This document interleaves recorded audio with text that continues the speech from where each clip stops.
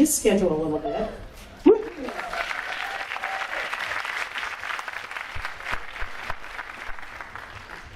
It's a fantastic talk that I've heard more than once, and we've shown to our club in South Carolina, so I know you'll be pleased.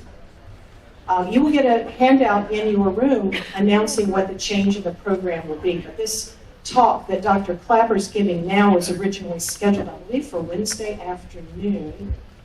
It's the salt, sugar, and oil, the good, the bad, and the ugly. It was scheduled for 4:30 here in the theater on Wednesday. Let's get started.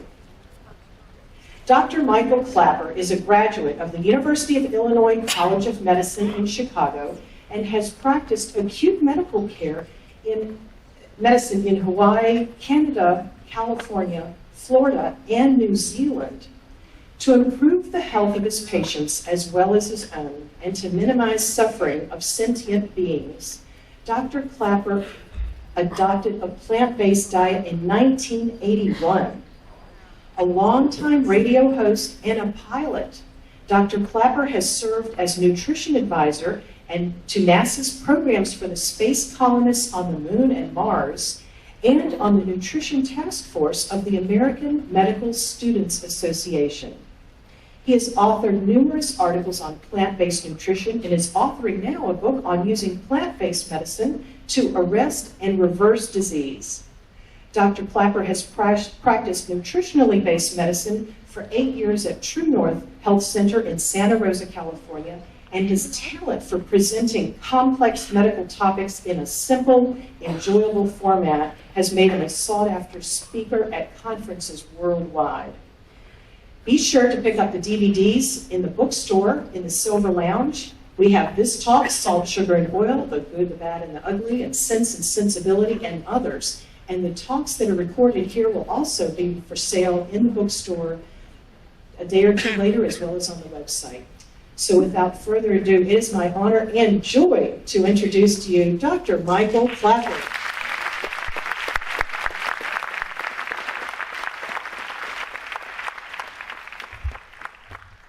Thank you very much, and anyone who is very upset and dismayed that I am not Dr. Colin Campbell, I will not be offended if you go out and enjoy the sunshine. It's understandable to be here after our first stop. Just to fly into some exotic airport, lucky fellow. So, talk that is lifted out from later in the week here, that we're going to be talking now, has to do with salt, sugar, and oil. These are America's three favorite flavorings. Apologies to any Australians, Canadians, Brits, anyone eating a Western diet. We all seem to love the salt, sugar, and oil. They are the king of the condiments in the West. So let's start talking about salt specifically. What is it? When we talk about each of these, what they are, what they do in your body, and what's wrong from eating too much of them. Salt, not to bring back bad memories from high school chemistry class, but it's made up of an atom of sodium and an atom of chloride, and because sodium is positively charged and the chloride is negatively charged, the two opposites attract. And that's what holds the crystal of salt together, is all the magnetic attractions between the positive sodium and the negative chloride. Holds the crystal of salt together very well, but if you put it in water, these charges are neutralized and the crystal falls apart, and that's why salt melts in water.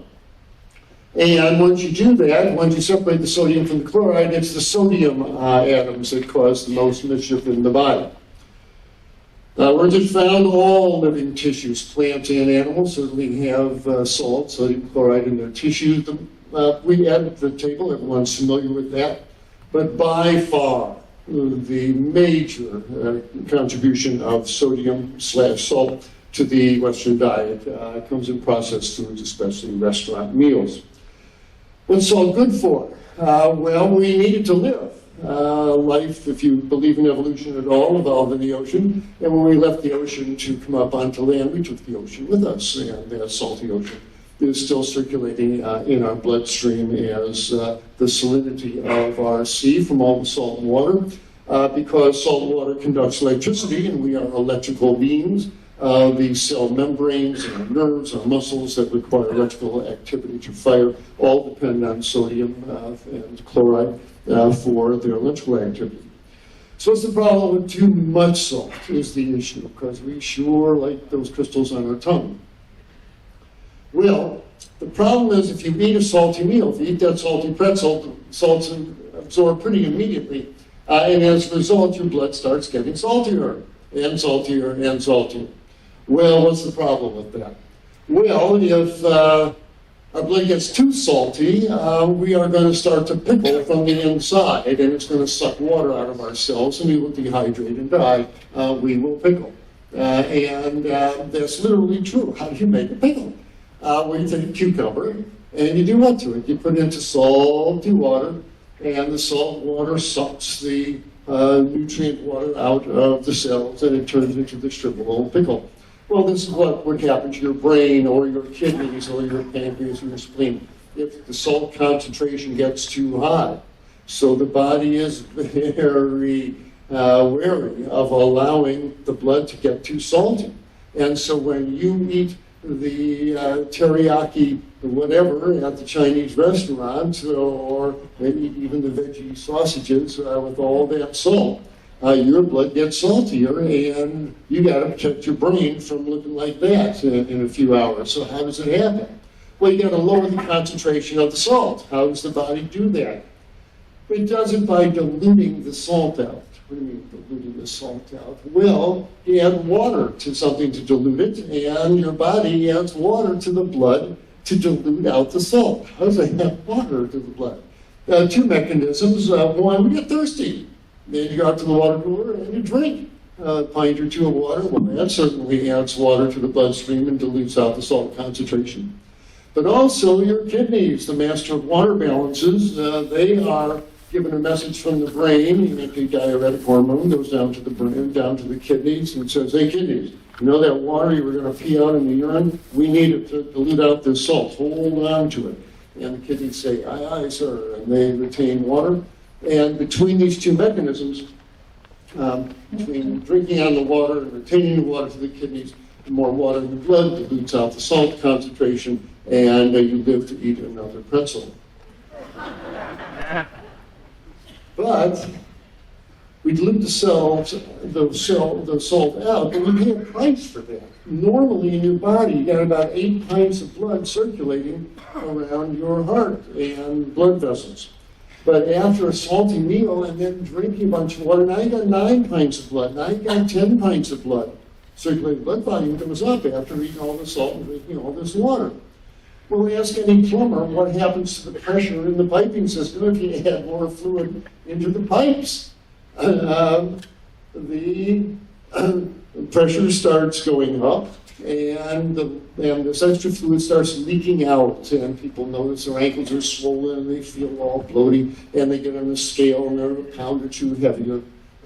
Water's heavy stuff. A cubic foot of water, 1 foot by 1 foot by 1 foot, weighing 62 pounds of water is heavy stuff. But the pressure in the pipes is the most significant issue. There's more water in the circulating system, so that's going to raise the pressure. And also the sodium atoms osmose into the artery walls, and they pull water in with them, and so you get an edema of the artery walls, and these flexible muscular tubes of your arteries become stiff drain pipes. That's not a good thing. They say you're as old as your arteries, and it's high pressure. That normally part of the high pressure wave that comes out of the heart with every beat is absorbed, is soaked up by the elasticity of the arteries. But if they're rigid because they're all edematous and full of salt and water, then that pressure wave whistles down the arteries and bangs into some very delicate tissues like the retina of your eye. And this is what we see when we take our ophthalmoscopes and look in the back of the eye, nice healthy retina. But these are tiny, tiny little capillaries and veins that will not stand up under high pressure. And you bang away with a high pressure of 170 over 110, 170 millimeters of mercury, heartbeat after heartbeat after heartbeat, month after month, year after year. These arteries will stiffen and then they break, And that lovely retina turns into one like this with hypertensive retinopathy hemorrhages. Your kidneys, another delicate membrane, the filter membrane in your kidneys, the glomeruli, these are one-cell thin, gossamer thin membranes, very delicate. And they clean your blood, they keep you alive. You want to take care of these, but you bang away with high pressure, heartbeat after heartbeat, year after year, and they hemorrhage. And these lovely glomeruli turn into this, and you get hemorrhagic nephritis, and your kidneys turn into scar tissue, and you wind up on the dialysis machine. Blood vessels in the brain can break, you wind up with hemorrhagic strokes. Too much salt certainly has these pressure consequences. But who knew? It turns out that food brings in not only nutrition, it brings in information. Every meal, every mouthful that you eat, molecules in that food are washing within minutes through every cell in your body, where your DNA lies unfolded. And the molecules in whatever you ate wash through your cells, and they play your DNA like a piano. And they turn genes on, and they turn genes off. They turn enzymes on, they turn enzymes off. Every meal changes us at a molecular genetic level. The science is called nutrigenomics. I'll be talking about it later in the cruise. Well, sodium turns on genes that keep you from predispose you to autoimmune diseases, lupus, etc. They turn off inhibitory gene. We'll go into the science behind it. But you want good genes like FOXP3, and without it, and the sodium turns this off, and that allows inflammation to start cannonballing through your system. So too much salt, and I'm a recovering saltaholic. It's not a good thing, and it's one of the contributors to the high blood pressure and the autoimmune diseases that we're seeing. So the good, it's for mineral balance. The bad, it can stiffen your arteries. The ugly, it can really set you up for some nasty diseases if you consume too much. Now, all whole natural foods grown out of the ground have some sodium in them. And that's why you don't have to add any more. It's in the lettuce, it's in the kale, it's in the blueberries. Everything has sodium, very modest amounts. And if you're eating 2,000 calories of whole plant foods, you're going to meet your sodium needs pretty handily. How much do you actually need? You need about 500 to 1,500 milligrams of sodium, but because a good chunk of table salt is the chloride, that turns into 3.75 grams of salt. That's roughly, it's about 3/4 of a teaspoon of salt over the course of all 3 meals. If you stay on the short side of this, you'll be okay, assuming you don't have runaway high blood pressure or heart failure.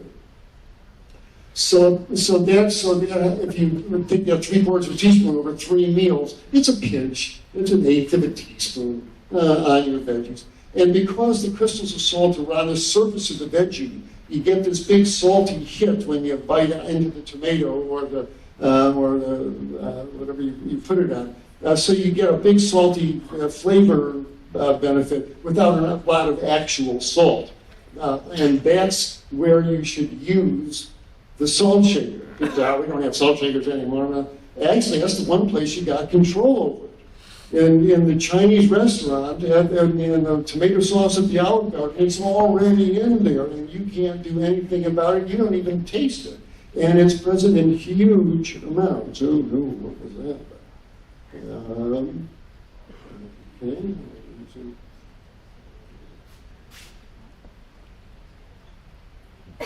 Can somebody help me out with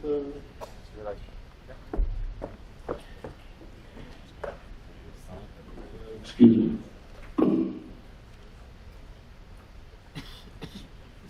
Certainly, technician.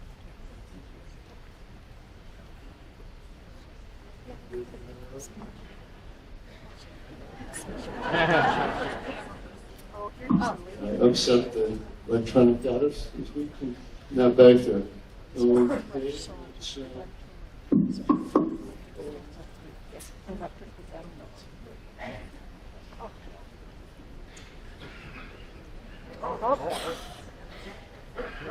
Something happened.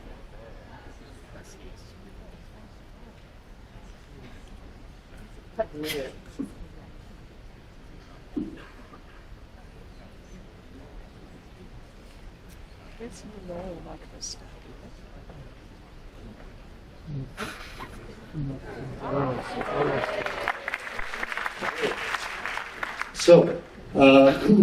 a little goes a long way. The one place you want the salt shaker is at the table because that's where you've got some control over it. Just to show you how much salt is in processed foods. If you eat roughly 2,000 calories a day, and your sodium intake should be well south of 2,000. I said 1,500, but even if we give you 2,000, most Americans are cooking along at 5,000.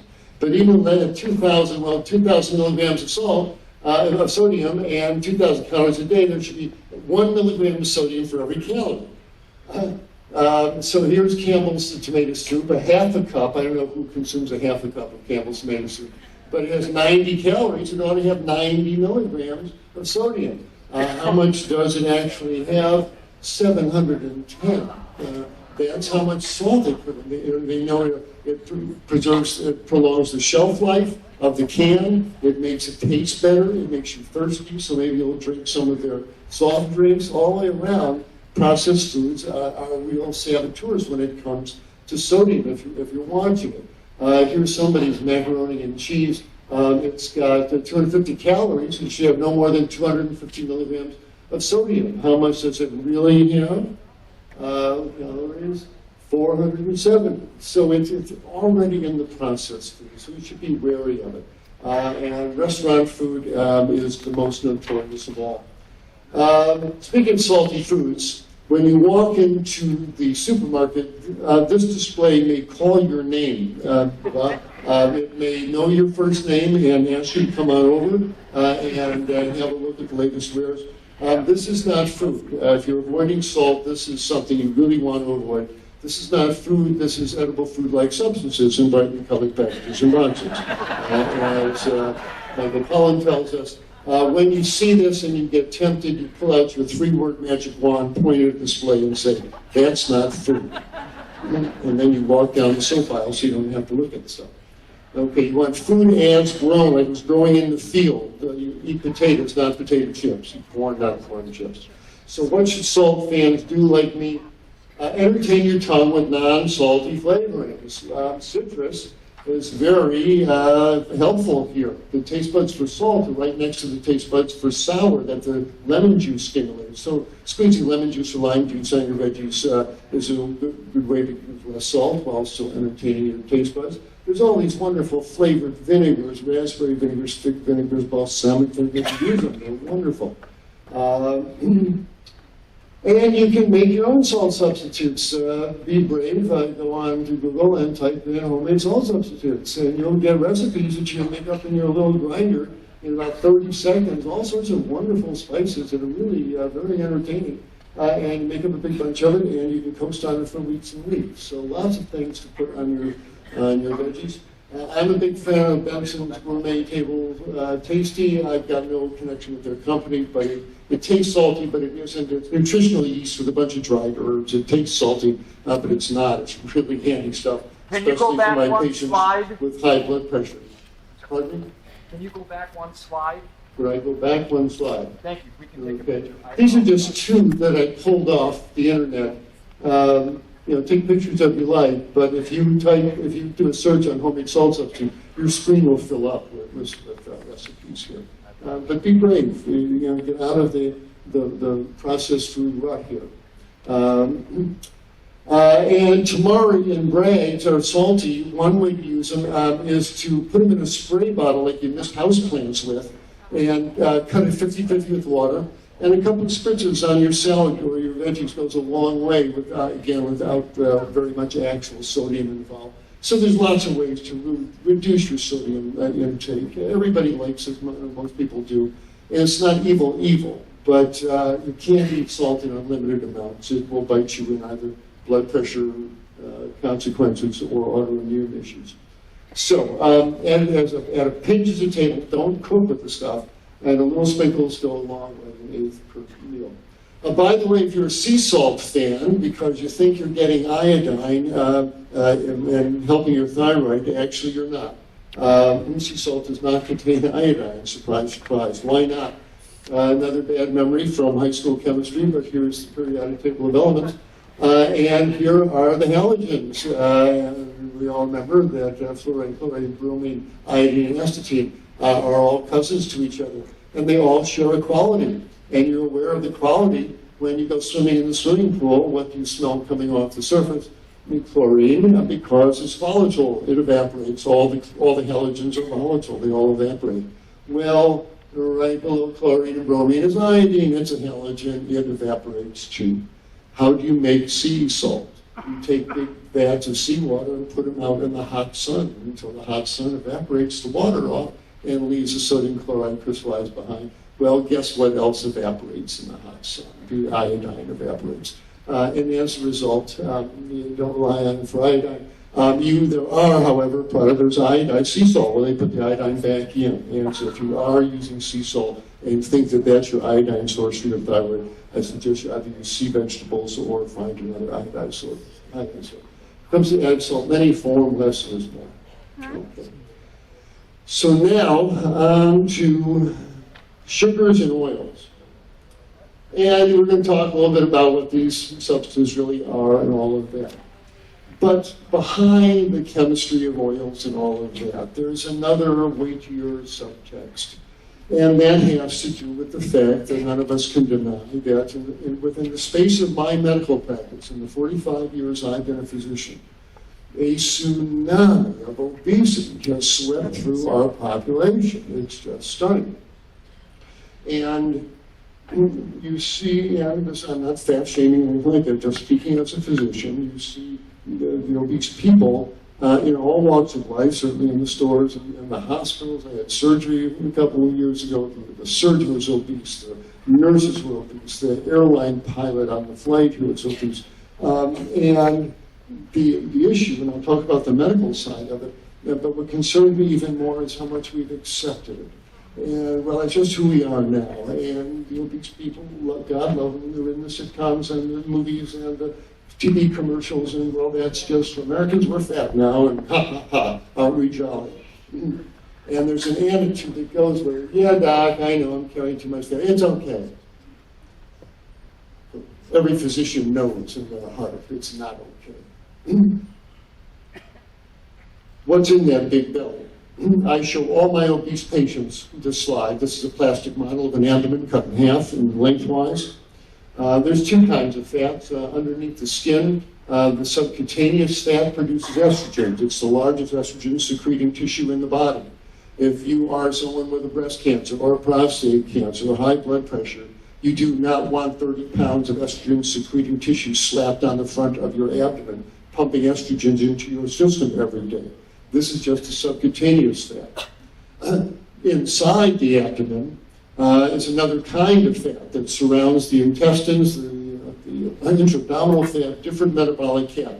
This stuff puts out some nasty molecules that set off inflammation throughout the body, inflammatory cytokines. And they are involved with inflammatory reactions of all types that you can pick your favorite out of the laundry list here. And the point is that inflammation is, obesity is a state of inflammation. It should not be accepted, it should be abolished. Abdominal fat is like having an alien being in your body, and it's not your friend. So the question is, how did this tsunami of obesity happen, and why did it happen? And this is where the fingers and the accusations start flying. Oh, it's the carbs, it's the fats, and go back and forth. Fats are bad, they're bad. Fats are good, eat all you want. Carbs are bad, they make you fat. Carbs are good, no, they make you lean. Nuts are bad, nuts are good. Meat is good, meat is bad. Jellies make you fat, jelly makes you lean. This is what we're hearing all day out in the stratosphere, the static sphere. How do you make sense of all this? In this next 40 minutes, I'm going to try and make some sense out of this. I want to end the war between carbs and fats once and for all, and clear this up in everyone's mind. We are always burning a combination of carbohydrates and fats. Sugars and fats are the fuel that we're all burning right now. Sugars are basically rings of carbon atoms.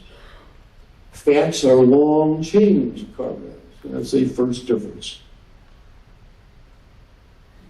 We're burning both kinds right now as we sit here. The sugars, these little rings of carbon atoms, are made by green plants all over the planet, very poetically, from the air, from the rain, from the sun. How lovely. From the air, they take 6 molecules of carbon dioxide, strip off the oxygen so we can breathe it, and they take those 6 atoms of carbon and they put them in this little ring.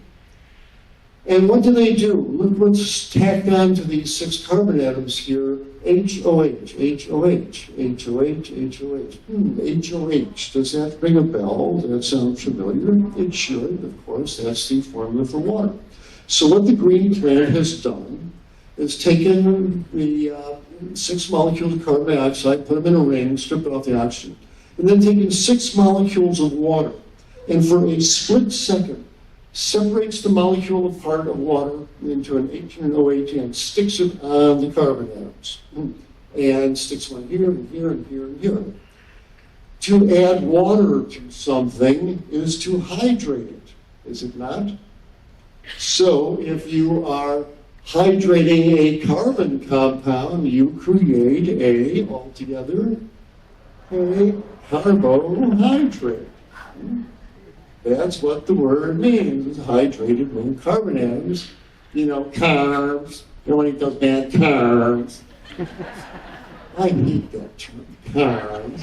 They're carbohydrates. Now you know why they have that name.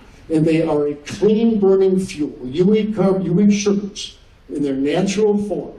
They go into your cells, your muscle, your liver, the energy structures there, the mitochondria take these rings, they break the ring apart, get the energy that's been stored in there from the sun, and they harvest that in the form of ATP molecules.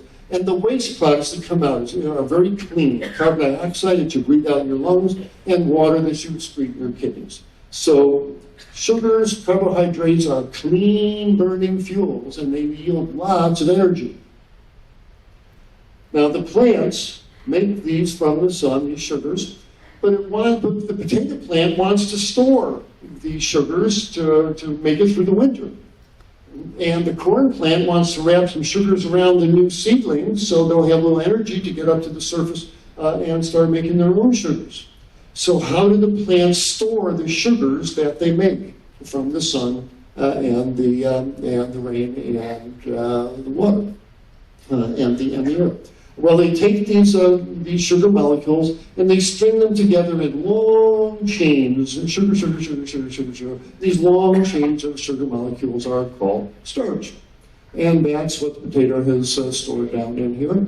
And when we eat the potato, we have enzymes in our saliva that start breaking the bonds between the sugars, and we have more of them down our pancreas and our intestine.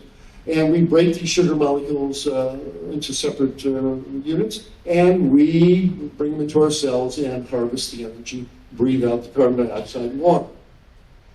Now, we can store some of these sugars themselves. You eat the apple, you eat the potato, and these sugar molecules get into your muscles and your liver, and your muscles will string them together too.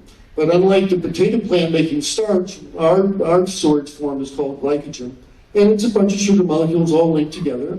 And then when we need those sugar molecules, we break down. The pancreas makes a little molecule called glucagon that breaks these bonds apart and frees them to go out back into the bloodstream again. In our muscles, we have about a 24 to 36 hour supply of glycogen.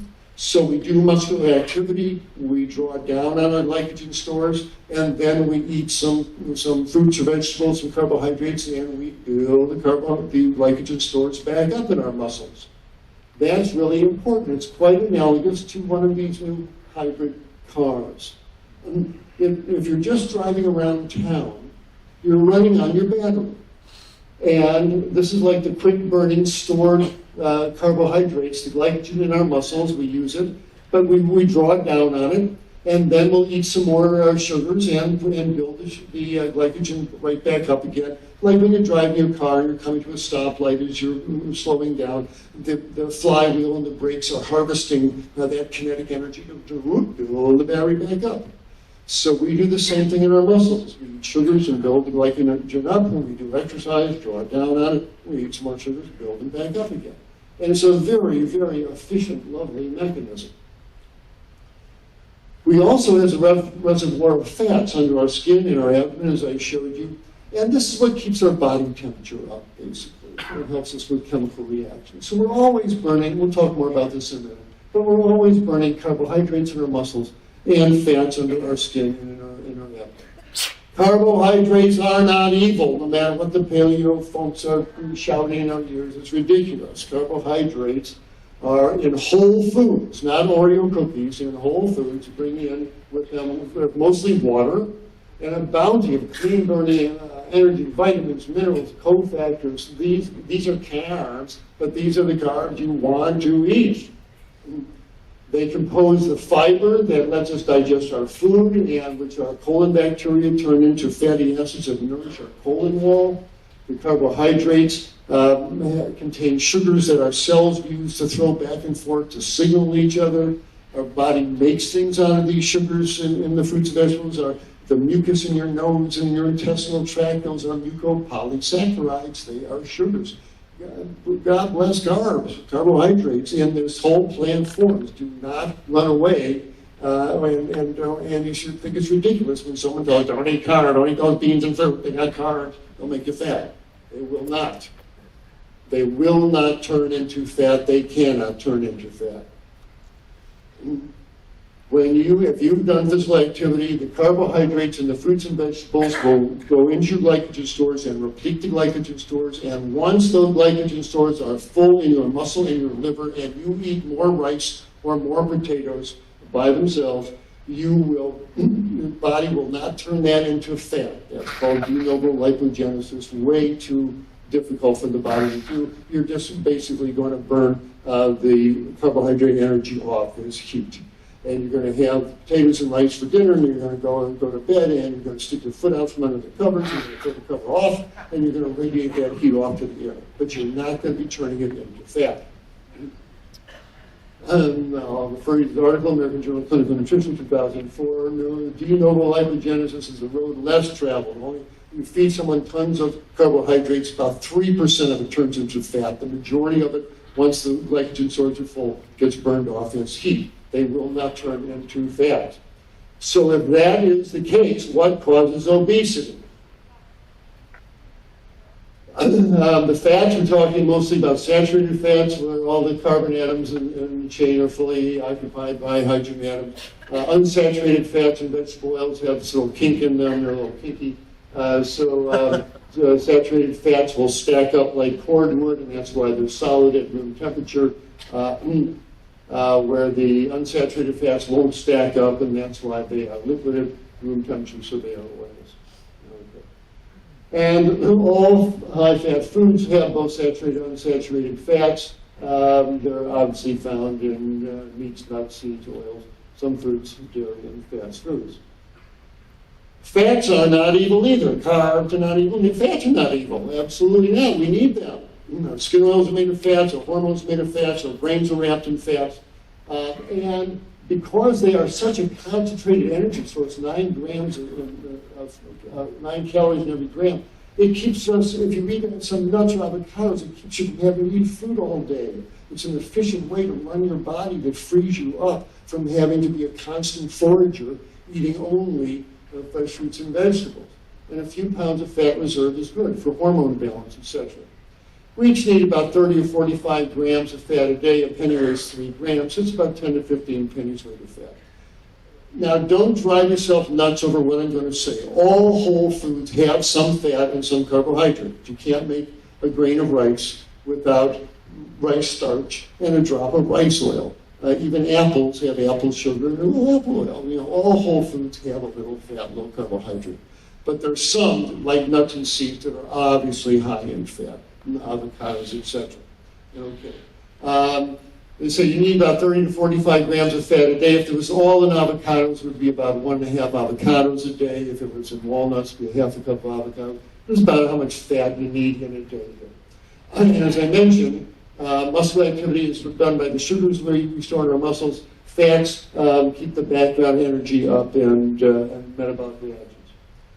So this leads us to an important concept called oxidative priority before I get into the oil ramp here. And for this, I must give a big shout out and vote of acknowledgement to my friend and colleague Ray Cronise, who's a former NASA scientist, who made very clear this concept of oxidative priority. Here you see him with Penn Jillette from the Las Vegas Magic team who Ray helped lose over 100 pounds, understanding this concept. Oxidative priority. It's easier for the body to burn sugars to blow apart those glucose rings in the mitochondria than to metabolize these long-chain fatty acids. Okay, that's the priority. And I also have to commend Ray's work with Juliana Heber, the wonderful plant-based dietitian who's here. They cooperated on a book, Plant-Based Nutrition for the Complete Idiot, highly recommended, and you can get lots more detail on their excellent book.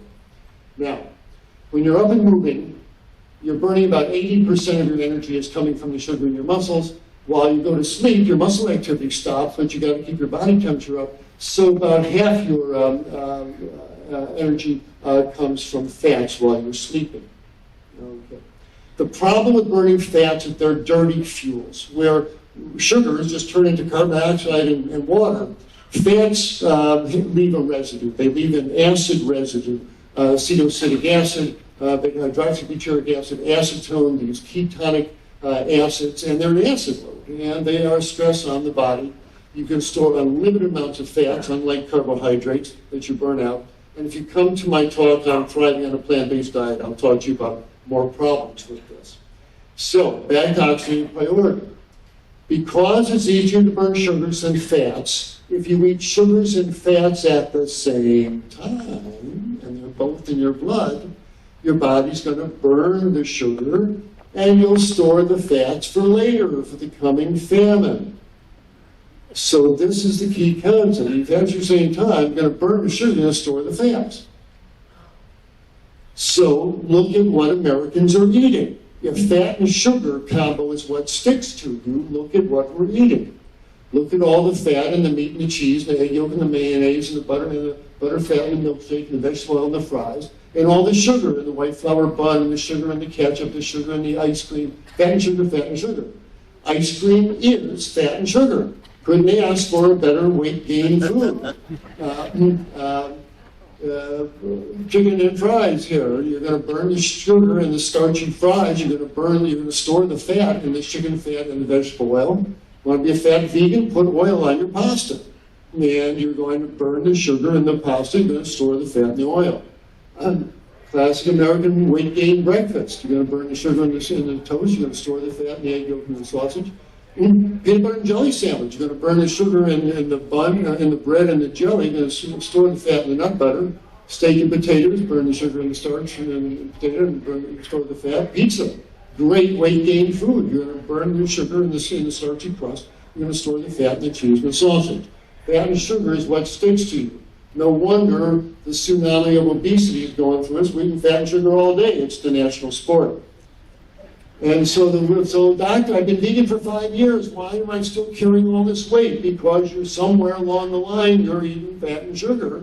You're putting earth balanced margarine on your baked potato. You think olive oil is good for you, so you put oil on your pasta. You're eating almond butter sandwiches on whole wheat bread. You are eating fat and sugar, and it's keeping you stuck. Keeping her stuck. Keeping her stuck, that's for sure. Okay. So what do you do? I can't eat corn, can't eat baked potatoes. Sure you can. But don't put something fatty and oily on it. Put salsa on it. Put something non-fatty on your baked potato instead of vegan margarine. Well, I can't have avocados, can I? Sure you can, but put it on your salad. You can make a tahini dressing, pour it on your broccoli, not on the rice or the potatoes. And because it takes about 4 hours for sugars to clear out the bloodstream, if you have baked potato at noon, it takes about 4 hours for the insulin to go up and down and all that stuff to clear the sugar out of your bloodstream. So you have your potatoes and rice at noon, have your avocado and walnut dressing at 5, and there the twain shall meet, and you'll burn through this pretty quickly, or you'll eliminate it in the stool. So this is a key to lose weight. This is only for people trying to lose weight. If you are already in an ideal body weight, or if you are a skinny vegan already, do not pay attention to this. This is the key to why overweight vegans can't lose the weight, because they're eating this, and this is their strategy for them. But if you're already in ideal body weight, enjoy the tahini dressing with your baked potatoes. It doesn't matter a whole lot. So now let's get to the heart of the talk. So now what about the oils? Okay. Good or bad? You're going to get some people here telling you how good oils are. This is not a political attack on them. Strictly speaking from the health concerned physician's point of view. Olive oil is liquid fat in the bottle.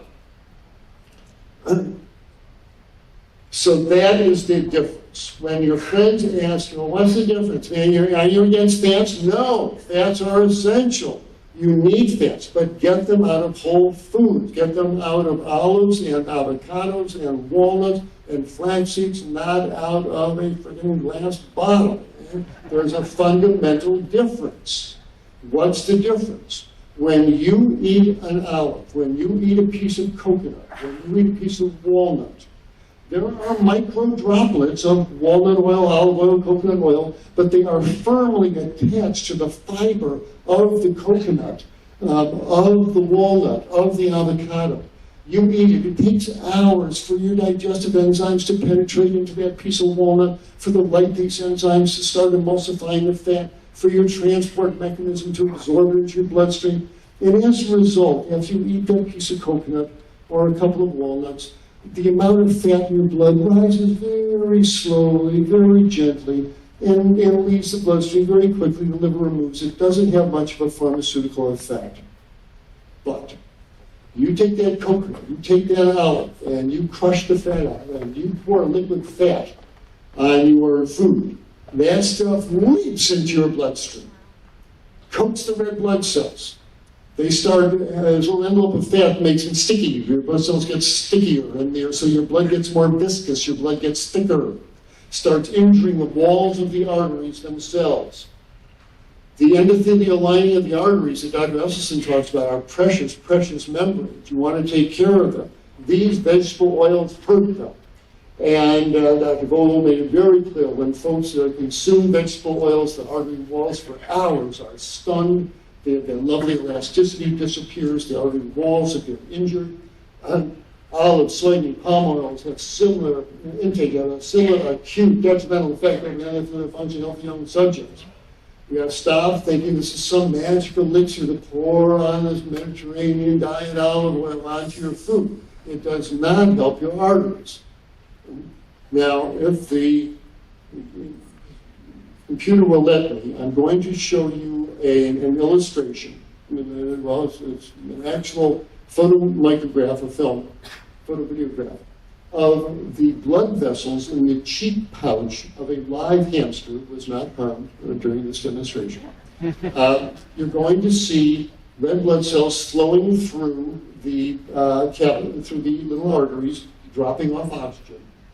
And then they gave, they had a little stomach tube going down into the hamster stomach, and they gave the stomach some cream, which is 90% saturated fat. You'll see the effect of saturated fat as it flows into the bloodstream.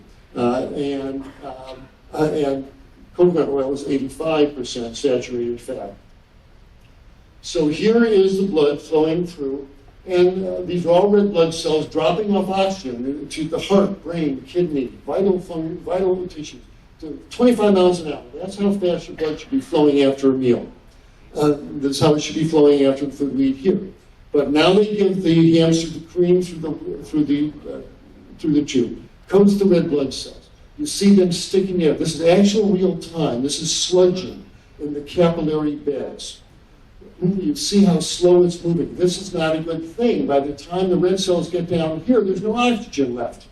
And the heart and the brain and the kidney cells wind up with tissue hypoxia. Look how long it takes for the fat to leave the blood and for the viscosity to resume normal values, 10 hours after you eat all this fat. And the coconut oil off the spoon does wonderful things for you. Why in the world would you want to do this to yourself? Again, if the blood's moving this way, all the slow-moving blood has the oxygen sucked out of it, so by the time it gets up here, these heart cells, brain cells, liver cells have no oxygen left, and they wind up hypoxic and short of oxygen. Pouring olive oil on food does not suddenly make them heart healthy. This is what I want to get across here. When that ridiculous Mediterranean diet study was published, the lead sentence in the New York Times was, pour on the olive oil. And I saw that. I said, no, don't pour on the olive oil. You are not making this salad more heart healthy by pouring liquid fat all over it. You are hurting your arteries by doing that. And if carbohydrates are going to be consumed for the meal, you're going to make yourself more obese by doing this. Now, as I finish my anti-oil screed here, I want to acknowledge that what I'm really ranting against is what I just said, is pouring olive oil on your food. Oh, heart healthy, I'm doing something wonderful for myself. And you go to the Italian restaurants and you want to order sauteed vegetables, and they come out from the kitchen dripping with oil, and they think they're doing something good for you back there. They're not. Now, this is what you don't want to do, and this is my main message here. Now, for the chefs in the audience, we all know that literally 2 drops of sesame oil is a lovely flavor, and it gives this lovely sesame burnt flavor to the stir-fried veggies and all this. I don't have an objection to that.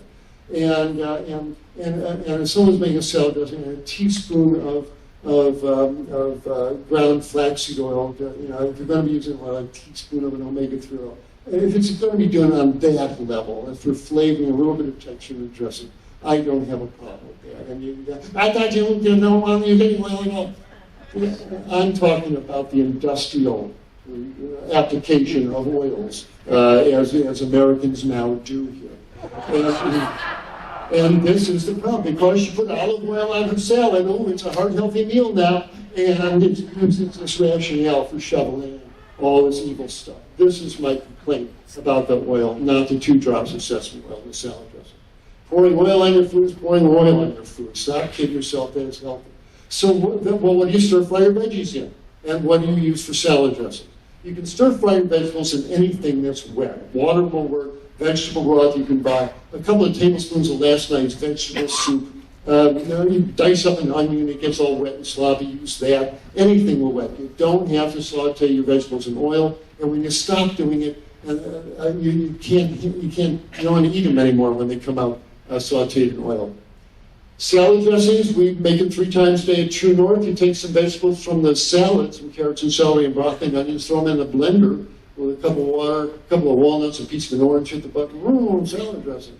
And pour it on your salad. Don't need no olive oil to do it. All these lovely flavored vinegars, lots of things. Okay. And finally, am I way over time here? Okay. I'll run through the sugar thing. I've got 3. Okay. Nothing to okay. Okay. So last one, the carbs. These are high carbohydrate foods. Do not run away from these, okay? They are good for you. I'm not talking about Oreo cookies and chocolate cake, okay? People know carbs make you fat. These will hurt you. I agree. These will sustain you and nourish you. Don't take out that big broad brush. Carbs are bad. These refined carbohydrates are bad. These that nature made are good. We take these high carbohydrate foods like sugar cane and sugar beets, and we extract the sugar out of them. What have we done? We turn whole foods into white powders. Humans get in trouble when we turn whole plant foods into white powders. Well, we do it with flour too, and when we eat these foods that the sugars have been isolated in, they leap into the blood. Our blood gets sugary for hours.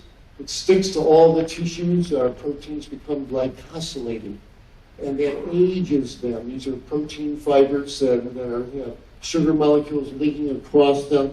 This ages us. Your blood gets glycosylated, your skin, your blood vessels, lens of the eye, and your own body heat cooks the protein. It's called the Maillard reaction. It's what turns bread brown.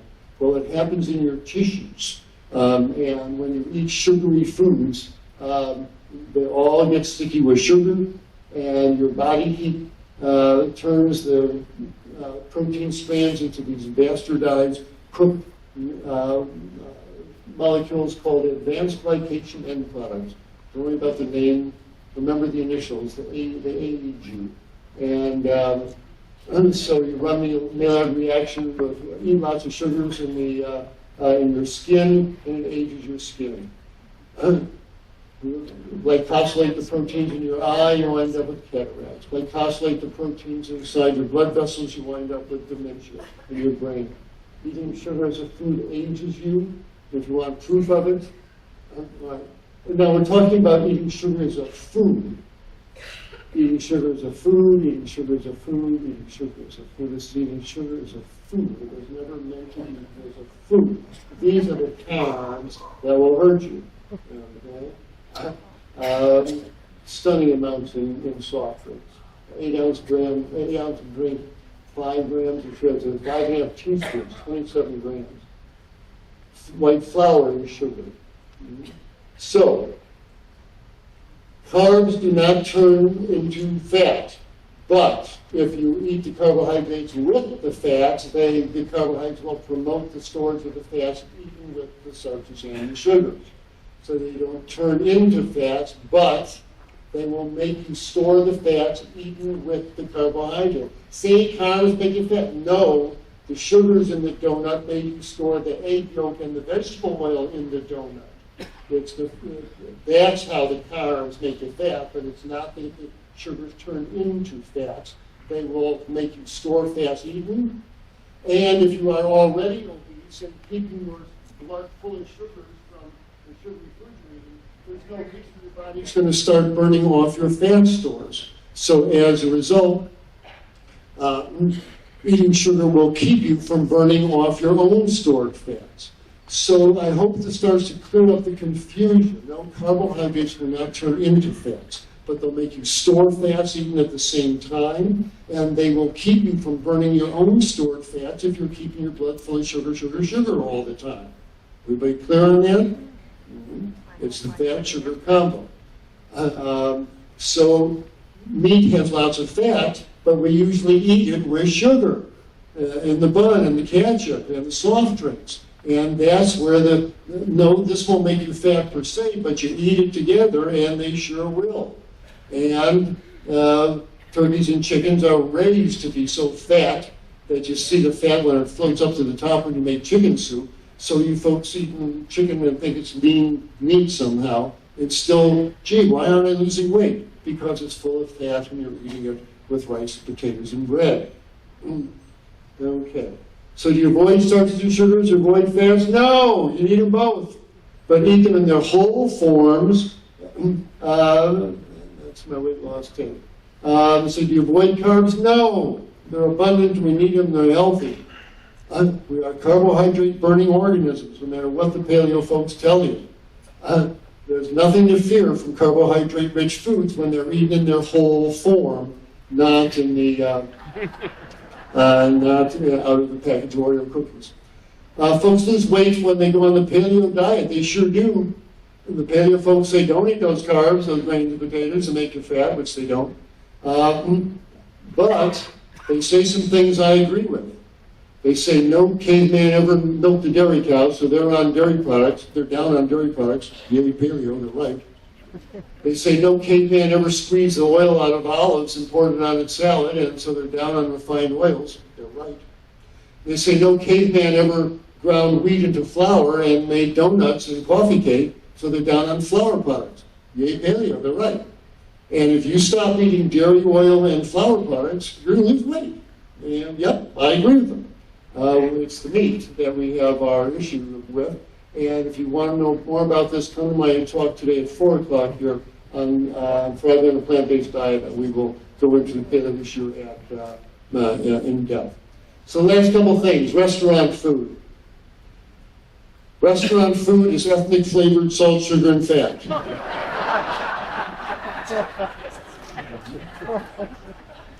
One of my friends asked me, what do you want for dinner?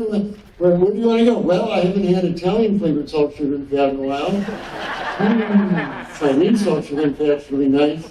Ooh, East Indian salt, sugar, and fat. Ooh, that's good. Ooh, you know Thai salt, sugar, and fat? Dynamite. It's all salt, sugar, and fat. And it's usually served with syrup, flesh, and overcooked vegetables. Less is more.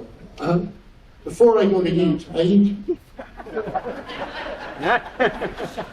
Well, I have a salad, I have a soup, last night's dinner. My mother said, you'll kill your appetite. That's exactly what I wanted.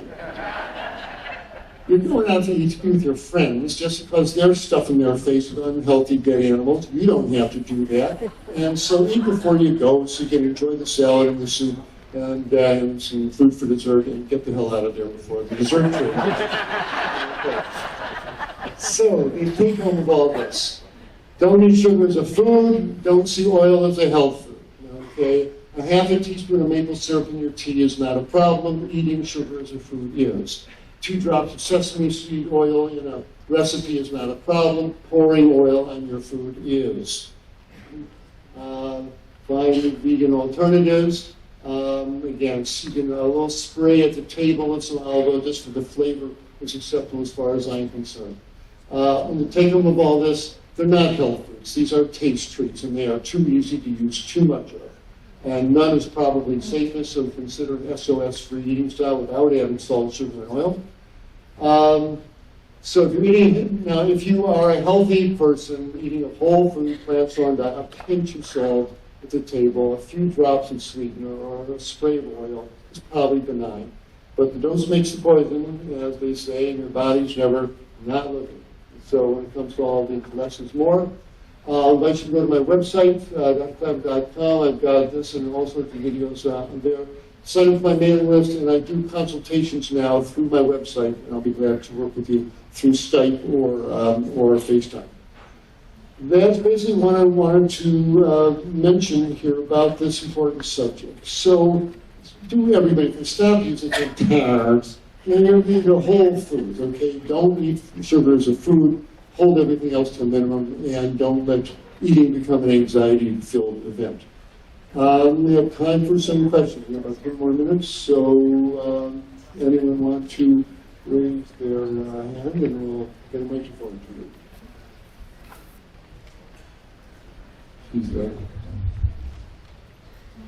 Hello. Hi. Hi, my name is Marco, and I have a quick question. I've been vegan for 5 years already, and one of the challenges that I have as an athlete sometimes find that ideal fat or, ratio. I mean, I do stick to what you say, try to keep them separate, sugars from oils, or from night or things.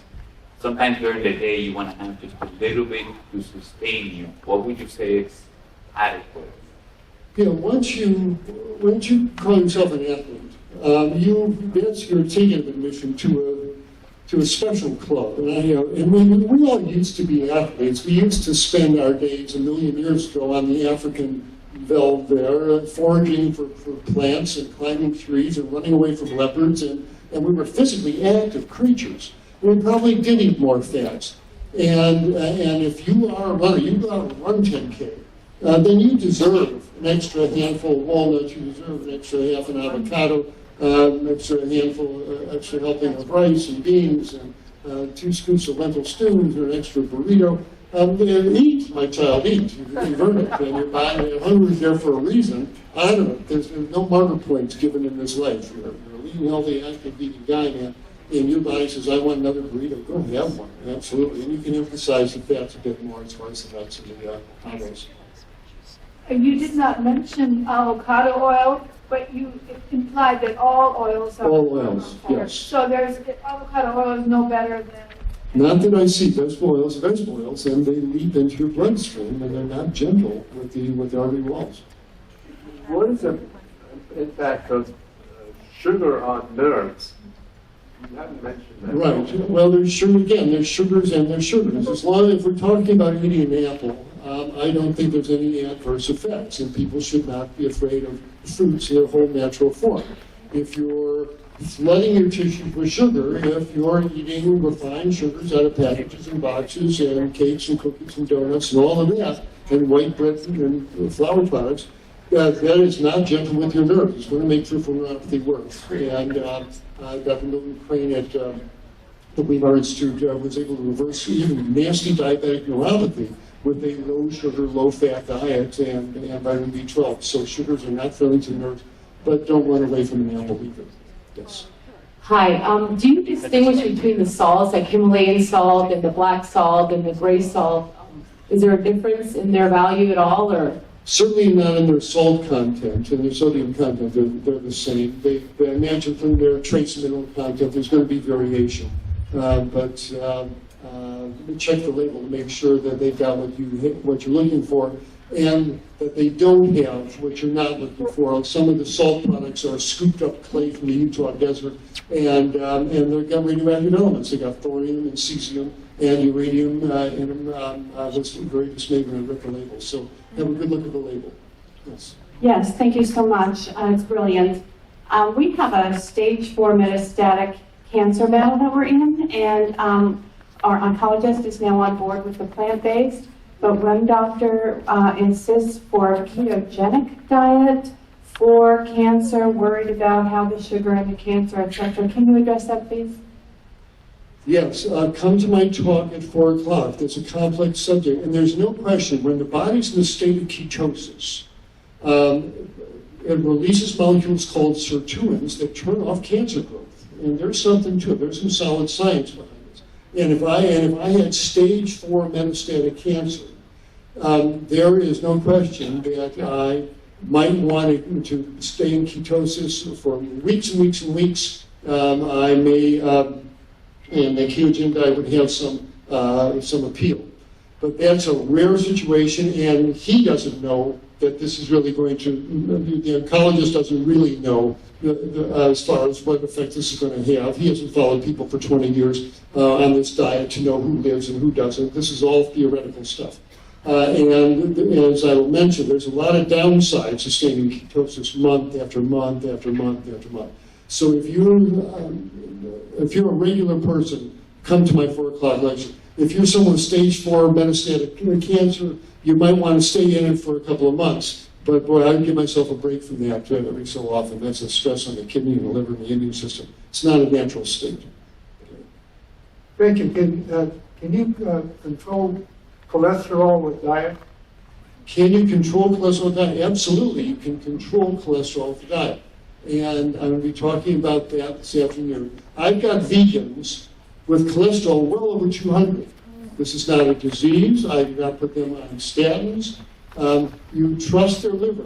Cholesterol is not an evil molecule. Your hormones make cholesterol. Your liver makes cholesterol for a reason. And if on a given time, a given date, when a person had blood drawn, their cholesterol level was 210/5. That's what their liver needed to keep in their blood, so their adrenals could get on with their steroid synthesis and their testicles could get on with their testosterone synthesis.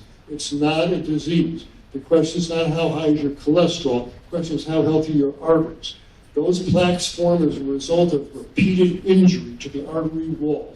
Oxidized muscle protein, alcohol, cigarettes, stress hormones, sugars. These are the repeated injuries that make those plaques form. If you are a lean, healthy, happy vegan, flooding your system with lots of green yellow vegetables every day, you're not going to be forming these plaques. I don't care if your cholesterol is 212 or it's not. It's not, the high cholesterol does not equal plaque formation. And if you're a healthy vegan, not to worry about it. Hi, I just wondered what you thought about using coconut oil as your moisturizer. Oh, I think these liquid oils are wonderful on the skin. Oh, that's the best use for them. I'm all for it. And you want to apply them within 5 minutes of getting out of the shower. When you're in the shower, your skin is fully hydrated. You want to lock that moisture in, not lose it to the air.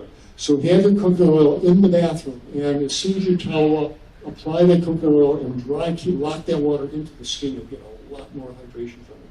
Yes? Thank you. How do you feel about stevia and sweetener in tea, coffee? pediatric what? Stevia. Stevia. Stevia. I'm using stevia. Oh, it's a lovely flavor. I've got no problem with stevia. I recently had a dear friend die from giant cell arthritis. She ate much healthier than I ever did, and I was wondering, is it autoimmune disease? Yes, ultimately there are autoimmune diseases that gets around to leaky guts. And why? The body is not capricious. It doesn't decide, I'm going to attack my temporal arteries now and do that. There's a reason these things happen, and it's usually because something that she was eating or drinking injured her gut wall. She's eating animal flesh, so she's eating somebody else's arteries and started making antibodies against it, and they wind up attacking her own. This is not an etiology unknown. The body doesn't do that. So a healthy plant-based diet would be the definitive therapy for that. She passed, and they had her on prednisone and opioids. Yes, and just to turn that off, she should have been on prednisone. That's initially. But there comes a point, it won't stay on it forever. And plant-based diet will never get off the prednisone. Alcohol turning into formless beer belly, or Was it alcohol? alcohol turning into straight sugar and beer belly? Yes, right. I am not a big alcohol fan. I think it's a toxin to every organ in the body. In Harrison's textbook of internal medicine, you'll find alcohol toxicity syndromes for every tissue: alcoholic gastritis, alcoholic encephalopathy, alcoholic neuropathy, alcoholic hepatitis, alcoholic cardiomyopathy. It kills everything it touches. Alcohol is not a health food. Whether a glass of wine lowers your cholesterol, I don't care. What it does to your liver, to your cancer rate, to your brain, in my book, outweighs how many calories it has per gram or whatever. If you want resveratrol and antioxidants, then eat the grapes, drink the grapefruit juice. But I'm not a big fan of alcohol. Yes, it's metabolized quickly, so what? It hurts the liver on the way through it. Hi, can you suggest some alternatives to ice cream? Because it's very addictive. Oh, alternatives to ice cream, you bet. Come to Juliana Heber's, she's got a good one on sauces and gravies and things. But basically, nowadays, it's a wonderful thing. There's a device called a Yonana device. And it's a little grinder that you get some ripe bananas and freeze them. And you put it through the machine, and it comes out like this delicious banana custard. You can make it all these different flavors. And at the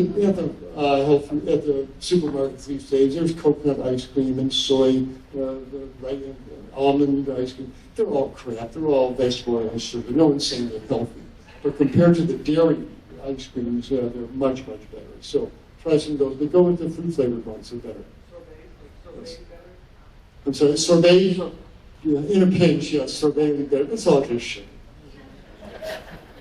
How about if you have stage 4 or somebody has stage 4 to do water fasting? Going through stage 4 on a water fast? No, and there's almost no reason ever to do that. This is an extreme state of water fasting. That at True North, I worked for 8 years, and I supervised several thousand fasts there. And it's a remarkable initial juncture strategy to lower blood pressure, clear out diabetes, make migraine headaches go away, asthma gets better. It's a wonderful, clears out arteries. It's a wonderful thing to do for a week or 2 or 3 or 4 or 5. But we watch them like a hawk, check vital signs twice a day, blood every week. And if they show any signs of distress, like nausea, rapid pulse, whatever, we end the fast there. These fast to extremes are really unnecessary and should never be attempted unless you're in a facility where people know what they are and looking at what they're doing. My question is, for muscle building, when would be the best time to bulk up on the foods, both pre-workout and then post-workout, because the recovery comes in sleep, from a timeline of consumption to what would be most beneficial for the And there's a whole world of that. And thank heavens, Robert Cheek is here. And I'm going to defer to Robert. The bodybuilders guys, they've got their own regimens on how to optimize the timing of protein, et cetera, and all that. But I'll tell you, these protein powders concern me. Protein is toxic to the kidneys. And these, especially young guys, they do a big workout, they're, now I need my protein. And they whip up a fruit smoothie and put in 100 grams of pea protein or whey protein, and they bolt it down in 90 seconds. man, they slam their glomeruli and their filters and their kidneys with all this protein. They're writing themselves a ticket to dialysis machine. This is not a gentle, normal, physiologic thing to do. I would really urge you don't do that. Have another hummus sandwich later, but don't use these protein powders like that. Yes? You mentioned that if you're trying to lose weight, not to mix fat with starches, but would you add like hemp seeds or flax seeds or chia seeds to a fruit-based smoothie if you're trying to lose weight, or would you avoid that as well? Again, if you're an obese person, and first of all, and you're not hungry in the morning, don't eat breakfast. The whole thing about the most important meal of the day is ridiculous. It's not. If you're not hungry, you're burning that nighttime fat mixture all night. Just because the sun came up, your body's perfectly happy to keep burning that nighttime fat mixture. If you're not hungry in the morning, don't eat. Just start your eating day at noon with a salad. If you're really hungry, have some oatmeal, have some fruit. Sure, you put some flax seeds on it. You might want to wait till the salad in the evening. Yes. People study that has done research on TMAO. Have you studied that at all? Can you comment on that? Yes, right. Yes. If you're going to eat a meat-based diet, you're going to spawn bacteria that create this stuff called TMAO that really drives cholesterol into your artery walls and sets you up for plaque formation. That the paleo folks are going to find out the hard way. I'll talk about this at 4 o'clock this afternoon. Hey, Dr. Klaper, you recommend that we make, we eat at home as opposed to going out to eat. And I think everybody agrees with that. What do you do when you're on a cruise ship for 10 days and you have to eat out for the next 10 days? You put your faith and your liver in the hands of the culinary staff here, and if you think there are things that need to be improved, then you tell Sandy in no uncertain terms, and be very clear. Ask and you shall receive. It's a living experience. Yes? Thank you for your time today. Really enjoyed the conversation. So I'm a huge fan of homemade wholemeal bread, and I put both sugar and oil in that bread. Yes. Is bread a real bad thing, whole grain bread? She's asking about bread, and is bread fattening? In most people, unless they don't absorb it, the answer, much to my dismay, because I used to love bread, and yes, it is fat and sugar. The stuff is. And people who eat a lot of bread, especially if they put butter and some fat on it, they're going to stay stuck and put on weight. So what to do? I don't eat much bread anymore. Once a month I'll have a sandwich. But when we want a sandwich, we'll get a big leaf of romaine lettuce or collard and put a big glop of hummus on it and some carrot slices and cucumber sticks. And we'll roll it up and do a lettuce wrap. And you get the sandwich experience without the actual bread. And so that helps. When we, instead of pastas, we pour our spaghetti sauce over quinoa or farro or whole grain instead of the pastas. So I've really pretty much stopped eating flour products. And if you're trying to lose weight, I urge you to stop eating flour products. They just aren't healthy, and they're keeping you stuck. Here's one. Yeah, and I want to go back to the cholesterol question. Do you get concerned about vegans that have high cholesterol if they know they have one of the ApoE4 alleles? Am I concerned if they have high cholesterol with the ApoE4 allele? No, I'm not. Again, and I'm coming out with a video on this on my website, but it's what I call the tyranny of the numbers. The cardiologists have become fear-filled technicians. When they get that lipid panel, your cholesterol's 208, and you're the particle size, and the ratio, and they generate number after numbers. And what's really happening is they're malpractice lawyers sitting on their shoulders screaming that if this patient has a stroke or heart attack with these numbers and you don't have them on a statin, your family's going to sue you for everything you've got. And out comes the prescription pad, and out comes that prescription for statins. This is fear-based medicine. I would get them all together in a room with cardiologists. Say, Doc, the question is not how high is this person's cholesterol. These numbers are derived from a population of Joe six-pack Americans, 50 pounds overweight, smoking cigarettes, eating cheeseburgers, never exercising. That's who these numbers are drawn from, and that's who these risk factors apply to. And you keep eating cheeseburgers, smoking cigarettes, yes, you have such and such a risk ratio of having a heart attack or stroke. But the vegan folks, who get off that train, They're not doing that for themselves 3 times a day. They've got normal healthy weights. They're not smoking. They're taking a walk every day. And every one of their meals bathes their arteries in phytonutrients. They are healing their arteries with every meal. Get out from the fairly damn numbers and look at who's sitting in front of you. And if he's Joe Sixpack, 50 pounds overweight, eating cheeseburgers, then give him hell about his numbers and his statins, absolutely. But he got a lean, healthy vegan eating salad, soups, and greens and beans. And they got a cholesterol of 210. That is not disease. Go get a carotid artery scan, verify for yourself that there's no plaque in their arteries, do their inflammatory markers, do myeloperoxidase, do oxidized cholesterol. You'll see they're stone cold normal. And stop worrying this patient that they're going to have a heart attack and stroke.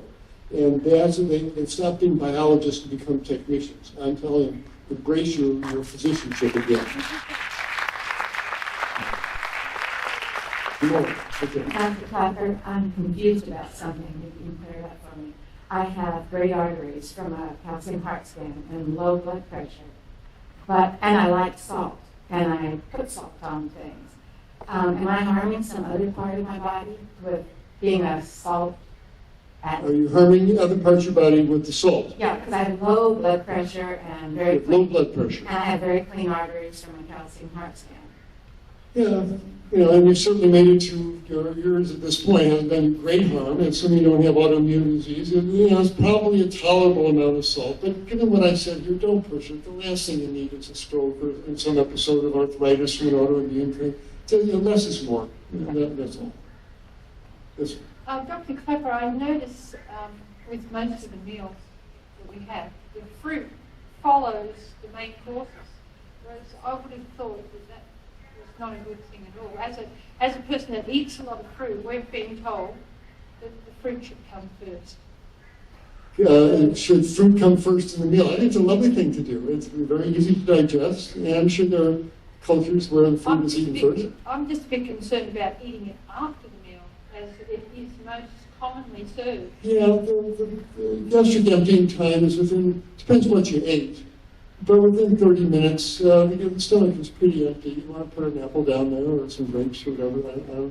The whole, there's what's behind your question, I think, is the whole convoluted dogma from the natural hygiene folks from way back in the 1920s and 30s and 40s. Don't eat fruit after a meal because it ferments in your belly and it uses up your digestive enzymes and all of that stuff. And it turns out that none of that seems to be true. But that said, if there's a certain combination, if eating fruit right after a big starchy meal makes you all gassed and distressed, don't do that. And listen to what your own body dictates to you. And they say by age 40, you're either a fool or a physician. You either learn how your body works or you're missing out big one there. So at your age, I'm sure you've learned what works best for your body, and that's the field that you ought to be doing. Absolutely, but not everyone will have the same experience. Yes, no, Hi. yes. Hey. It's another question about low blood pressure. Yes. And I'm worried that it gets too low, and I've been told to worry about it. So I was like this other woman. I was taking salty things. What else can I do besides caffeine to get my blood pressure? No, if you are one of these people blessed with low blood pressure normally, physiologically, great. But if you start standing up and getting lightheaded, that's a sign of low blood pressure. There's not enough blood going up to your brain. You better do something about that.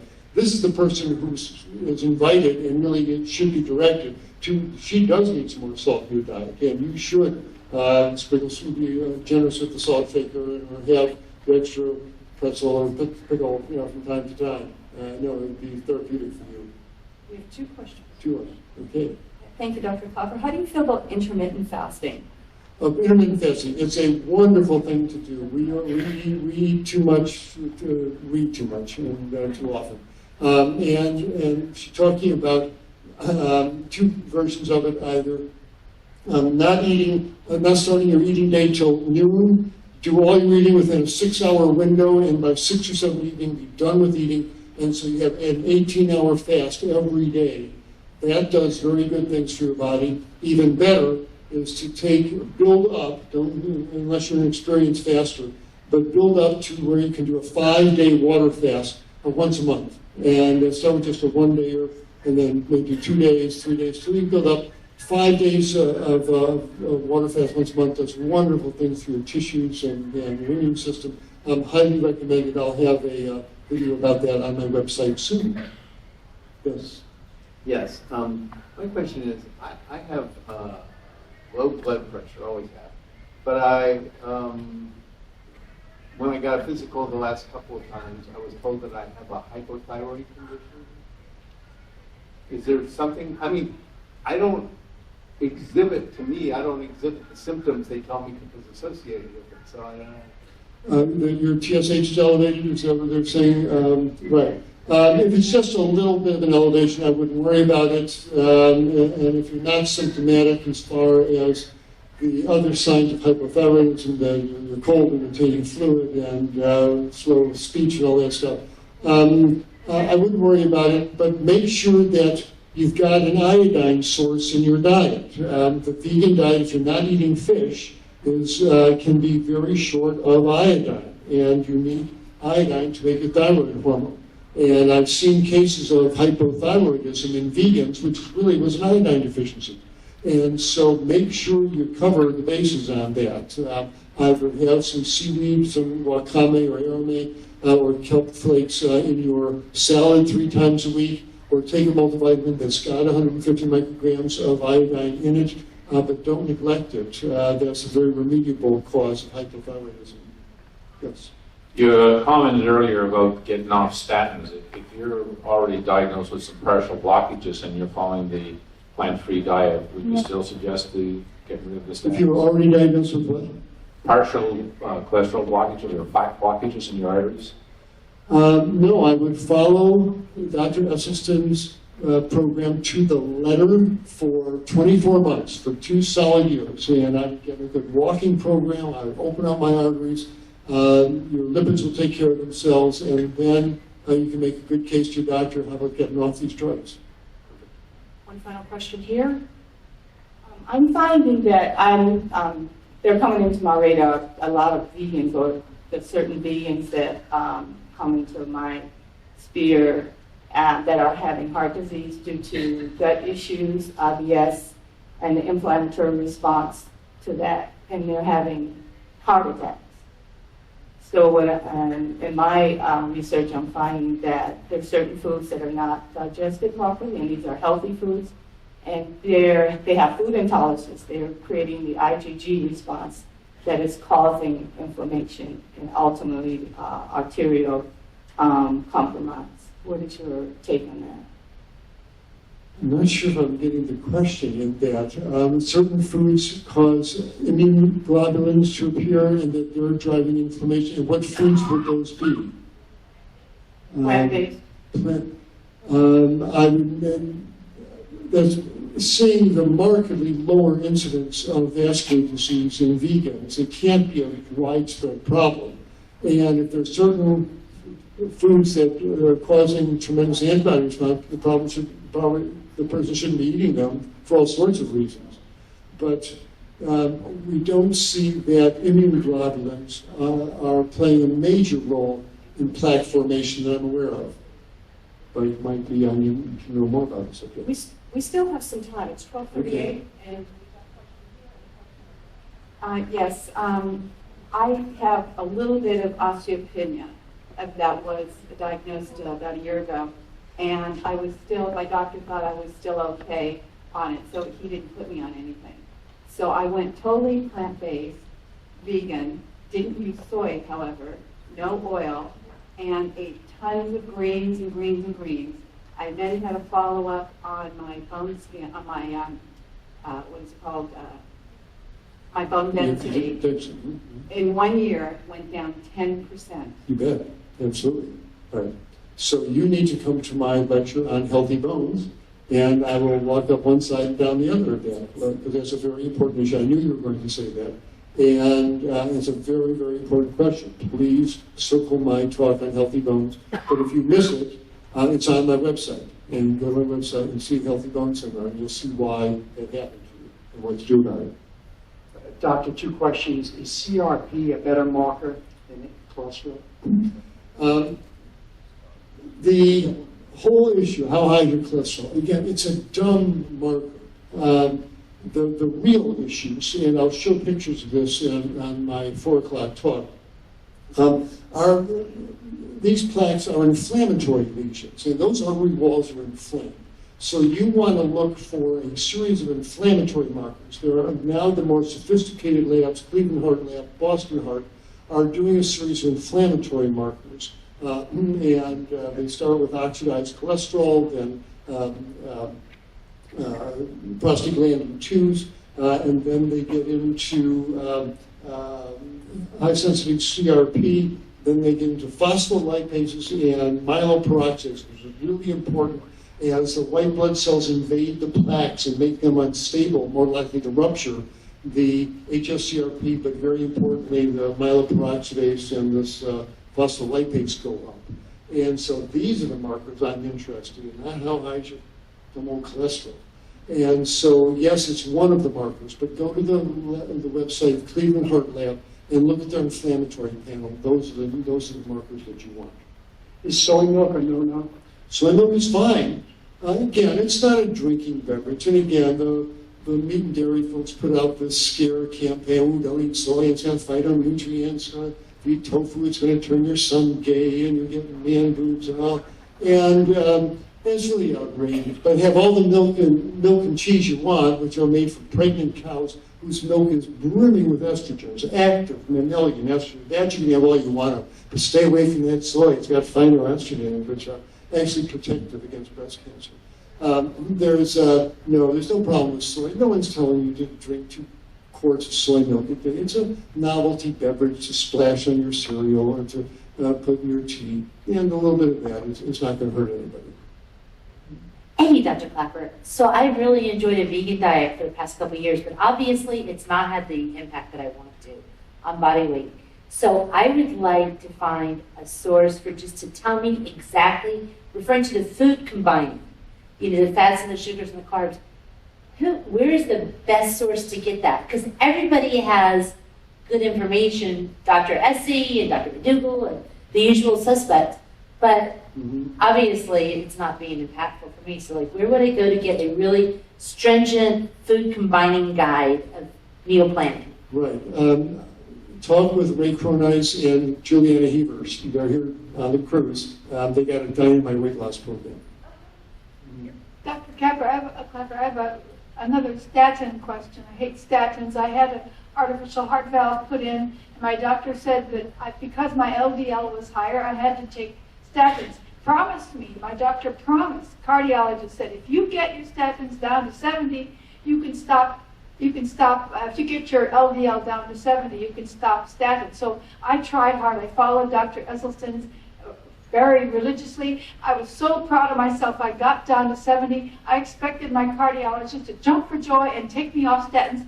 But she said, I'm sorry, but there's a new finding that statins have other benefits. Although you have succeeded in getting to 70, you cannot stop statins. Is there any, what do you think of this? I think you should find another cardiologist. But I have compassion for these folks. The cardiologist all day is faced with this never-ending river of overweight Joe six-pack and Sally six-pack, 50 pounds of weight, eating their burgers and their pizzas. Well, doc, you know how it is.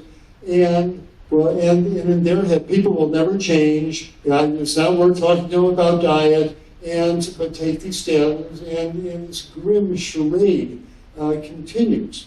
And one reason I left clinical practice is that I'm going to work with PCRM, going to the medical schools, and working with the med students before they get their heads hardened by the surgeons and the cardiologists, that these diseases are not etiology unknown. It's what your patients are eating. And I have a slide in this last talk that I gave to doctors. It's time that Western medicine stop pretending that what our patients are eating has no effect on these diseases they're bringing to us. They're all dietary diseases. And your cowardice and your pretending that people aren't going to change, I don't know anything about it, don't ask me about nutrition, because I like my burgers and my pizza myself, which is really the underlying issue. This can't stand. This is going to be like the pulmonologists who still smoking 2 packs a day. It just can't stand it any longer. And because the wrongful death suits are coming. There's going to be angry widows talking to lawyers. My husband died on that operating table in the middle of a bypass, and nobody told us you could reverse this disease with a whole food plant-based diet. And we're going to turn to the doctor on the witness stand. When did you people know this? Oh, I've been in the studies since the 80s. Why didn't somebody tell us about this? And the wrongful death suit will be lodged. There's going to be consequences for their continuing to ignore this. And the public, they'll become laughing stocks. Again, it's going to be like the doctor is still saying, making a plea for cigarette. At least 5 cigarettes a week are good for you. You know? So we're in this time of transition here. That doctor, the cardiologist, only sings River of Joe six-packs, and so that's all she knows. Find a plant-based cardiologist. There are some, call Dr. Bob Osfeld at Montefiore Hospital. He's got colleagues around. There's getting to be, I just ran into one with 7 plant-based cardiologists. And Dr. Kim Williams, their entire practice at Rush Medical School. Talk about a sign of the time. Dr. Kim Williams is the president of the American Heart Association and is vegan himself. And his cardiologist, he's the head of cardiology at Rush Medical School in Chicago. He's got 15, 20 cardiologists on him. 11 have gone vegan. As Dr. Williams said, there's only 2 kinds of cardiologists. Vegan ones and those who haven't read the literature yet. And it's turning out, and we were joking, well, what are the cardiologists going to do? You know, they're all going to put themselves out of business. It's turning out that the income from the cardiology department is going down now. It's actually happening. And it's kind of a good thing for Dr. Williams, but the hell with it. This is not supposed to be a growth industry. Okay? This is whatever happens, happens. Let the economics sort themselves out. But it's starting out, you've got 11 plant-based cardiologists in a major medical school, and the generating of income from the procedures is going down is a great sign. So it's happening. Don't despair. Keep looking for plant-based cardiologists. The more we look, the more there will be. Thank you.